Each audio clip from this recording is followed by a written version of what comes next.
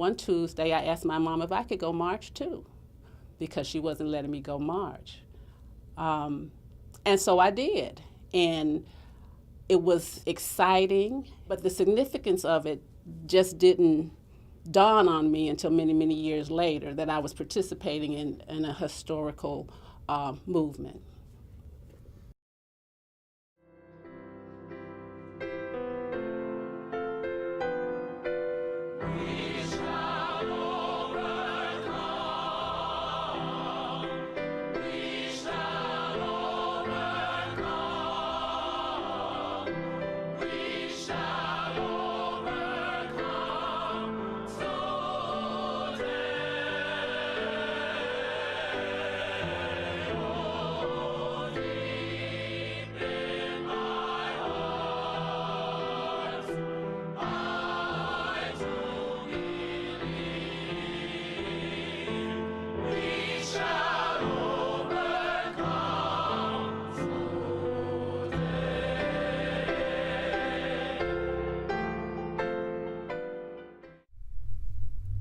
In 1963, Tuscaloosa, Alabama, was the headquarters of the national office of the Ku Klux Klan. Bobby Shelton was the Grand Dragon of the Ku Klux Klan. The first African Baptist church in Tuscaloosa was a center for the civil rights movement. They needed a new minister. Reverend Martin Luther King Jr. and the Southern Christian Leadership Conference believed that Reverend T.Y. Rogers was the right man for the job. This is the story of the Reverend T.Y. Rogers Jr., the story of the First African Baptist Church, and the story of the Rogers family, told by their daughter, Gina Rogers Price. In about 1963, my father was called to Tuscaloosa, Alabama, to be pastor of the First African Baptist Church. I was a little girl and had no idea what was going on. I remember getting in the car at night and going to sleep and then waking up in Alabama. To a little girl, it was a whole new world in a new town, with new friends and a new church. My first experience at First African Baptist Church was being the preacher's daughter who didn't want to be there. I was a spoiled brat at the time. And it took me a while to kind of warm up to where my new environment. One thing that we did that was done back then, you didn't talk about grown people's conversation. Grown people didn't have conversations around children. Children were banished. I've been told the things that have happened.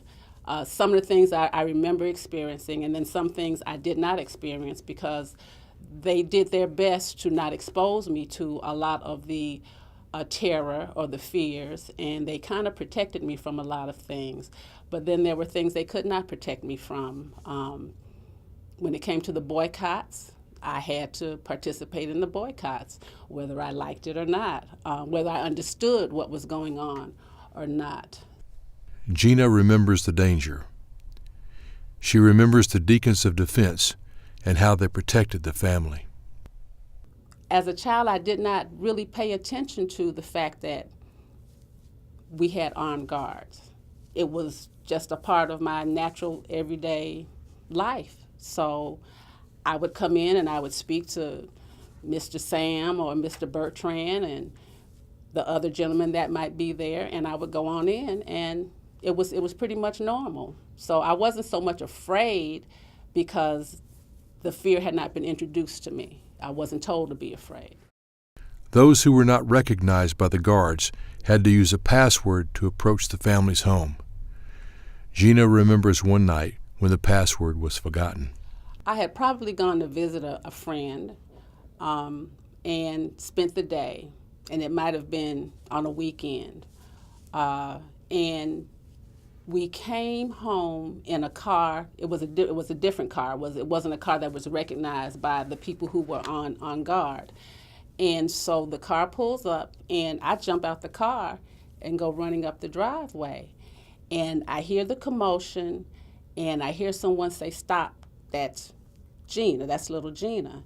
And I continued on up, but the people in the car, the adult in the car, stopped where they were. And I went on in the house, and I guess because we were unexpected, my mother was kind of surprised, and the other people that were in the house, were kind of wary of what was going on. But like I said, I knew the people, and I was coming home, so I didn't think it was anything wrong with me doing what I did. It was either the password or some kind of communication should have gone on to let them know that I was coming home at the time that I was coming home. That's probably how it should have worked. Maybe I wasn't supposed to come home. Maybe I was supposed to spend the night that night. I'm not really clear as to what had happened, but I know that they weren't prepared for me to come home, and they did not recognize the car. I do know that. Martin Luther King was a strict believer in nonviolence. T.Y. Rogers believed in nonviolence. While T.Y. Rogers didn't ask for armed guards, the Deacons of Defense insisted on it. I knew some of the men who protected my father. They were deacons of the church, or they were trustees of the church. Samuel Gray was one. Mr. Bertrand was another one, and they were the constant ones that were always there. Whenever we came from Atlanta, after we had moved to Atlanta, and we traveled back to Tuscaloosa, Sam was usually with my father, or Bertrand was with my father. Wherever we went, if we went visiting church members, after church service, one of them was usually with my father. So they were constant companions. I know that my father was nonviolent, but I think that the church members felt that he needed to be protected, and that they did their best to do that, regardless of whether he wanted them to or not. Yes. Many of the downtown stores hired African Americans as maids and janitors. When Tuscaloosa merchants refused to hire African Americans into respectable jobs, the movement boycotted the stores. The boycott was effective. The movement believed a boycott of the schools might also be effective. I remember the school boycotts because I was in the second grade, and I loved school. And they were boycotting schools every Tuesday. And I wanted to go to school. And so I would cry when my mother would keep me home on Tuesdays. My mother was always the one who would come and explain things to me as to why I had to do certain things. And so she sat me down and told me that I had to not go to school on Tuesdays because my father was leading the boycotts, and it wouldn't look right for his daughter to go to school when he was asking all the other students to stay home. So I stayed home until one Tuesday, I asked my mom if I could go march too, because she wasn't letting me go march. And so I did. And it was exciting. It was, I enjoyed being with my other friends, my friends, my schoolmates. I enjoyed being with them. But the significance of it just didn't dawn on me until many, many years later, that I was participating in a historical movement. Gina remembers when the Tuscaloosa City Schools were first integrated. We were still in Tuscaloosa, and then we integrated the schools. Going into the third grade, I went to Oakdale Elementary School. And I think I was one of 2 black children at that school. And again, my mother had to sit me down and explain to me why I had to be one of the children to integrate the schools. I remember a lot of my classmates by name. I remember how they didn't necessarily hold anything against me, but when my father would pick me up, they would call him names. I was always told to be nonviolent, but I think one particular boy one day, well, he must have been picking at me for a pretty long time. I remember them finally pulling me off of him. I don't think they ever told my parents because I think they kind of understood that, maybe that was the straw that broke the camel's back. But after that point, I don't think anybody ever really bothered me. I remember that there was a Jewish girl that was in the class, and I think they may have picked on her before they picked on me before I came into the circle. Okay, but I will remember that it was definitely an experience being one of those children. It wasn't like Ruby. It was like in Arkansas. I wasn't treated badly. I don't even think that they called my mother any names. They just called my father, the N-word. There was a peaceful march in Marion, Alabama. That night, Jimmy Lee Jackson was murdered by a state trooper, James Barnard Fowler. The SCLC vowed that they would march from Marion to Montgomery, carrying Jimmy Lee Jackson's body. The Marion to Montgomery march never happened, but it soon turned into the historic march from Selma to Montgomery, now known as Bloody Sunday. My mother's from Montgomery, and when the march was being planned, my mother decided to go to Montgomery, that we were going to be in Montgomery while that was going on. So my father, being director of affiliates, had gone out in the field, and he was setting up transportation, setting up to make sure that there was food for the participants. So he was in contact with my mother as much as he could be. That particular summer, I was with my cousins who were in Montgomery, and we waited, and you would see on the news, that the marchers were coming, and I just wanted to see my dad, okay, because of the work that he did. He was away from home so much, so I always looked forward to being able to see him. So when the marchers finally made it to Montgomery, they actually marched past my grandmother's house. So we could see them when they came into town. Well, the night before they marched on downtown, my cousin and I, being young children, decided we were going to go and see the campers, the marchers, because they had camped out in the area, not realizing how dangerous it was. So that night we went walking, and the first thing we ran into was a gentleman who had been beaten bloody on his head, and he was looking for a medical tent. And we were about 5 or 6 blocks away from where we were supposed to be at home. We snuck out. We snuck out. So we made it. We walked past some of the tents. I remember hearing Harry Belafonte singing on one of the stages. And we did our best to make it back without being found out, and we actually did. My cousin Stevie and I, rest his soul.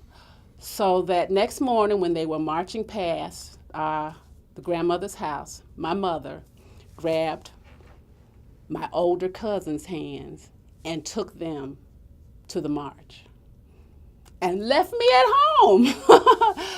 But I did get to see the marchers pass by, and they went on. It seemed like forever. They seemed to go on forever. In 1963, Tuscaloosa County needed a new courthouse. They promised to the African American community there would be no segregated facilities in the courthouse. When George Wallace came to dedicate the courthouse, they learned that those promises had not been kept. There were white and colored water fountains, white and colored bathrooms. A decision was made to march. T.Y. Rogers, Jr. would lead the march. The police were there. The Klan was there. There was violence. More people went to jail that day than on Bloody Sunday in Selma. More people went to the hospital that day than on Bloody Sunday. It was a day in Tuscaloosa history that would come to be known as Bloody Tuesday? Well, my mother tells the story of they had arrested my father, and her job was to go and contact the lawyer. So she's downstairs in the church office on the phone, and the policemen are coming in, grabbing people to arrest them. And they spun her around in the chair, and somehow or another, her foot connected with a part of the policeman that made him extremely uncomfortable. She was able to complete her phone call, and I don't think they bothered her much after that. So she called my uncle Oscar Adams. He was the lawyer, and he came to take care of getting everybody out of jail. T.Y. Rogers had united the civil rights movement in Tuscaloosa, but the Southern Christian Leadership Conference needed him in Atlanta. We prepared to move to Atlanta. I was told that we were moving to Atlanta because my father was, working with SCLC, that it was easier for him to be there near SCLC, but he still wasn't giving up First African, because with all the traveling that he did for being the director of affiliates, he could always fly in or drive back over to Tuscaloosa from wherever he was. So we moved to Atlanta, and we would come back on the weekend. Sometimes I would ride with my father if he drove. Every now and then we would fly the little Eastern Airlines that came into the Northport Airport over there. So it was exciting times, but I still did not recognize how dangerous it was at that time to drive from Atlanta down 20 and then get off and drive the roads, because 20 wasn't finished back then. We had to drive through Heflin and a couple of other little towns over there, and then you get back on the expressway. And the expressway, and then you drive on to Tuscaloosa, and he still had to sometimes take the roundabout way, because you still couldn't let somebody know that that's when you were leaving, or that's the way that you were going. Gina was just a little girl, so it never occurred to her that she was living in the midst of history in her own home. Dr. King would come and visit from time to time. In fact, I remember him visiting here in Tuscaloosa a couple of times. It was always wonderful. You come home and, wow, there's Uncle Martin. Hey, how you doing, Uncle Martin? You get a kiss and a hug, and then you go on to your room, because that's what children did. You don't stay around grown folks. It was a good time for me because I was in a new environment. But I do know that my father and the traveling that he was doing back, coming back to Tuscaloosa, there were still things that needed to be done in Tuscaloosa. And there was still danger for him when he came back to Tuscaloosa. Now, when the night that Martin Luther King was killed, I remember distinctly, because my mother was getting her hair done, and she was getting her ends clipped. And when the announcement came on that he had been shot, she turned her hair, and the lady ended up cutting her hair much higher than she had planned on. And I remember not knowing what was going on, and the beauty parlor actually was over SCLC's offices. So we leave there, and we go downstairs, and I just, everybody was just so upset. Everyone was so upset, and no one told me what was going on. And I was afraid that something had happened to my father, but you don't ask questions, because back then you just sat and waited until the grown people, told you what was going on. And when I finally realized that it was Dr. King had been shot, I was numb. Because I knew this man. I had hugged him. I had sat in his lap. I called him uncle, and he was gone. It was a horrible time. Gina remembers her parents attending Dr. King's funeral. I did not attend the funeral with my parents. I watched it. They attended, of course. You know, my father was a pallbearer. Um, there were so many people that should have been there that weren't allowed to be there because they wanted to make room for the dignitaries. And my father, being who he was, always speaking up for the little person, did not think that that was the best way, to do it. So, no, I did not get to go, but I did stand in line to see him. It was just a time where you just didn't know whether you were coming or going. And then when you watched all the riots on TV and all of those things that were going on, and even at that age, I just wondered why we would do that. How could we show respect for him in such a way? After the assassination of Martin Luther King, we wondered how her mother felt about her husband's safety. We wondered how Gina felt. Well, my mother was, of course, extremely upset. And then she was concerned for my father. My father was angry, but I never heard him say anything angry other than in his sermons. Okay, there was never, he didn't come home and, beat the walls or, curse or, gnash his teeth at the skies. He didn't do anything like that. I just think it made him more determined to do what he felt he needed to do. Gina remembers the importance of the economic boycotts during the civil rights movement. There were many in the white power structure who did not understand liberty and justice for all, but they did understand money. The Poor People's March was about economic power, and the color was green. Okay, it wasn't black or white. The color was green. And so if poor people have the power, which is green, then that's how you bring everybody together. My father talked about empowering women to train them so that they could support themselves and their children.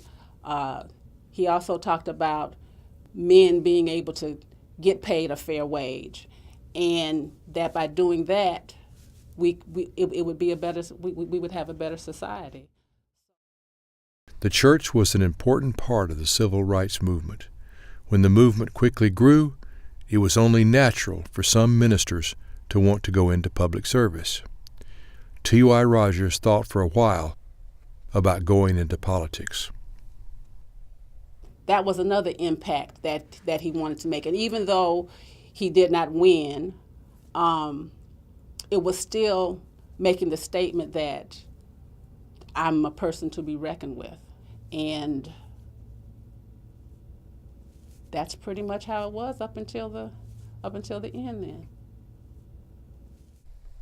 And that end would come on March 26, 1971. It was a rainy night. It was a rainy night in Georgia. Rainy, cold night in Georgia. My Aunt Willa from Birmingham was over visiting, if I'm not mistaken, and my father brought pizza home that night for us to eat. And that was the last time that I saw him alive. I went to bed that night, and sometime during the night I heard voices, male voices, but that wasn't necessarily something to be concerned about because sometimes my father would come home and, bring a slew full of preachers, and mom would have to feed everybody, and so that wasn't so much unusual. But I did not hear my father's voice, but I heard voices, and I go back to sleep.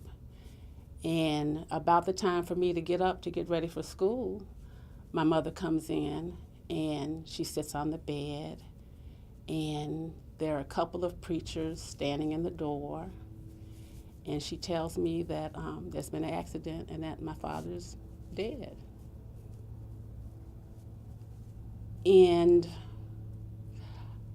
I remember laying there, and I'm looking around, and I'm, thinking, well, what am I supposed to say? What am I supposed to do? I don't believe that, you're actually telling me this. And I think I just turned over and just wanted them to leave me alone. I learned later on that she said that some of the preachers, that when they came over, that they wanted to wake me up and tell me, right then. And she told them no. She says, why are you going to wake a sleeping child and tell them something like this? This might be the last good sleep that she gets for a long time. So no, I'm not going to wake her up. And I do believe that when she turned around and saw that they were peeping in the door, that even angered her, because this was a moment that should have been between a mother and child.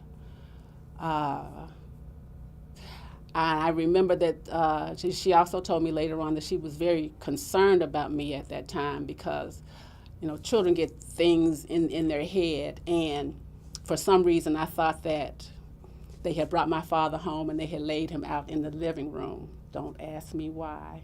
You read books, and, that's what they did in the old days, and, you had a wake or whatever.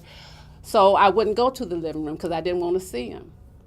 And it took me a while. Like I said, I was grown when we were having these conversations. And she said, I never knew that you were afraid. And I said, yes, I was afraid. And, she never knew, because you kind of acted like you really weren't there for a little bit. And I guess I was in my own little world there. The police would say it was an automobile accident, but there were questions. My mother told me that some weeks afterwards, maybe, that the FBI came by the house and wanted to talk to her about where he had been that night and what he had been doing. And my mother, I love my mother, she says to them, well, you all were following him, so you should be telling me what he was doing and where he was going and who he was with. I shouldn't have to tell you anything. But she never wanted to, at that point, really find out what happened when she told me this when I was grown. She said because it just wouldn't have made any difference, and she didn't want to know if someone had betrayed him. She didn't want to know if she didn't want to know what really had. She didn't want to know if he had suffered. She wanted to, think that maybe he went quickly and that it wasn't painful. But the more I hear, the more I know that I can do some investigating. I actually have several friends with Fulton County that have advised me, you need to get the police report to see what the police report says, because you're not going to like what you see, and you're going to want something else to be done. Gina saw her family struggle with civil rights and the right to vote. Today, she speaks on the importance of exercising our right to vote. I think voting is one of the most important things that a person living in the United States can do, and we all need to do it. I mean, that's just it. All of my children are registered to vote, and we vote as a family if we can. We asked Gina for a final thought about what her father might think of what we see in our world today. He would say to us that no action is action, and that we must make a positive action out of what's going on today. I know that he would say that this last election that went on, and how lost people were, thinking that they could take their baseball home and not play, and that everything was going to be okay because the game would not go on. But the game goes on, whether you decide to play or not. The referee is still calling strikes, whether you're swinging at the bat, swinging at the ball, or not. And he would say that we've wasted generations, 2-3 generations of accepting whatever, that our standards have been lowered to the point where grass grows over it, and that we need to get back to teaching ourselves and showing each other the right way to do things. And we need to get our community back. We need to go out on our front porches and wave at our neighbors and raise our children and teach our children. Ignorance is not what we are about. It's unacceptable. It's unacceptable. We shall overcome. We shall overcome. We shall overcome someday. Oh, deep in my heart, I do believe we shall overcome someday. Thank you. Thank you.